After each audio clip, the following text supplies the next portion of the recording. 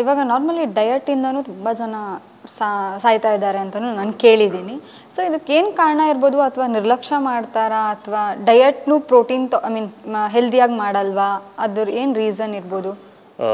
ಡಯಟಿಂದ ಸಾಯ್ತಾರೆ ಅನ್ನೋದಕ್ಕಿಂತ ಅದೇ ಫುಡ್ಡಿಂದ ಸಾಯ್ತಾರೆ ಅಂತ ನಾನು ಹೇಳ್ಬೋದು. ಫುಡ್ಡು ಅಂದರೆ ಜಂಕ್ ಫುಡ್. ಆದರೆ ನಿಮ್ಗೆ ಹೊರಗಡೆ ಇವಾಗ ಏನೇನು ಸಿಗ್ತಾ ಇದೆಯಲ್ಲ ಎಲ್ಲದೂ ನೀವು ನೋಡಿರ್ಬೋದು. ಒಂದು ಬಿಸ್ಕೆಟ್ ಅಂತ ನೋಡಿದ್ರು, ಅದು ಯಾವ ಥರ ಮಾಡಿರ್ತಾರೆ, ಹೇಗೆ ಮಾಡಿರ್ತಾರೆ, ಏನೂ ಐಡಿಯಾನೇ ಇರಲ್ಲ. ಇವಾಗ ರೀಸೆಂಟಾಗಿ ಒಂದು ರಿಪೋರ್ಟ್ ಬಂದಿದೆ, ಅಂದರೆ ವಾಟರ್ ಬಾಟಲ್ ಕೂಡ ಅನ್ಹೆಲ್ತಿ ಅಂತ, ಅಂದರೆ ಮಿನರಲ್ ವಾಟರ್ ಕೂಡ ಅನ್ಹೆಲ್ತಿ ಅನ್ನೋದು ರೀಸೆಂಟಾಗಿ ನೀವು ನ್ಯೂಸಲ್ಲೆಲ್ಲ ನೋಡಿದೆ ನಾನು.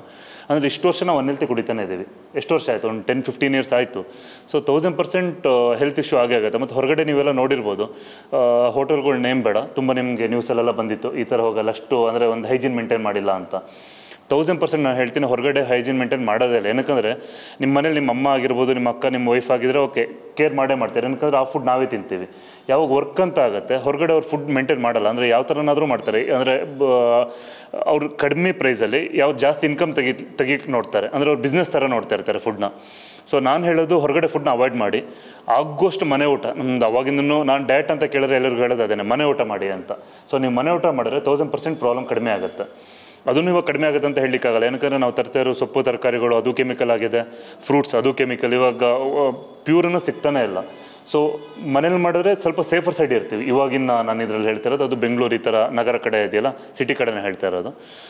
ಹೊರಗಡೆ ಫುಡ್ ಅಂತೂ ಅವಾಯ್ಡ್ ಮಾಡಿ. ನೋಡಿ, ಅವಾಗೆಲ್ಲ ನೋಡ್ಬೋದು ನೀವು, ಒಂದು ತುಂಬ ಹಳೆ ಕಾಲದಲ್ಲಿ, ಅಂದರೆ ಅದು ಹಳೆ ಕಾಲ, ಅಂದರೆ ಕಾಡಲ್ಲೆಲ್ಲ ಜನಗಳು ಇರ್ತಾ ಇದ್ರಲ್ವ, ಅವರೆಲ್ಲ ನೋಡ್ಬೋದು ನೀವು. ಹಣ್ಣು ಅಂದರೆ ಏನೋ ಒಂಥರ ಎಷ್ಟು ಟೇಸ್ಟೇ ತಿಂತಿದ್ರು. ಅಂದರೆ ಹಣ್ಣು ಅವ್ರಿಗೆ ಅಷ್ಟು ಈಸಿಯಾಗಿ ಸಿಗ್ತಾ ಇದ್ದಿಲ್ಲ.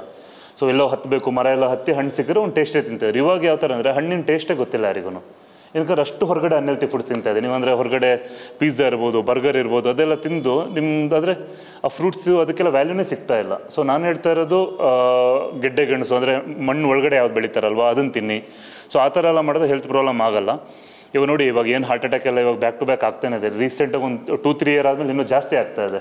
ಸೊ ಕೋವಿಡ್ ಅನ್ನೋದಕ್ಕಿಂತನೂ ಕೋವಿಡಲ್ಲಿ ಒಂದು ನಿಮ್ಮ ಲೈಫ್ ಸ್ಟೈಲ್ ಕಳಿಸ್ಕೊಡ್ತು. ಏನು ಹೇಳಿ, ಮನೇಲಿ ಕೂತಿರೋದು.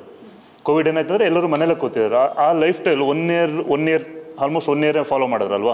ಸೊ ಅದನ್ನೇ ಕಂಟಿನ್ಯೂ ಆಗ್ತಾಯಿದೆ. ಅದು ಕಂಟಿನ್ಯೂ ಆದಮೇಲೆ ನೋಡಿ ನೀವು 2022, 23, 24 ಹಾರ್ಟ್ ಅಟ್ಯಾಕ್ ಜಾಸ್ತಿ ಆಗ್ತಾಯಿದೆ, ಹೆಲ್ತ್ ಇಶ್ಯೂಸ್ ಜಾಸ್ತಿ ಆಗ್ತಾಯಿದೆ. ಸೊ ನಾನು ಹೇಳೋದು, ಆ್ಯಕ್ಟಿವ್ ಆಗಿರಿ, ಹೆಲ್ತಿ ಆಗಿರಿ, ಮತ್ತು ಮನೆ ಊಟ ಮಾಡಿ ಅಂತ ನಾನು ಹೇಳ್ತೀನಿ.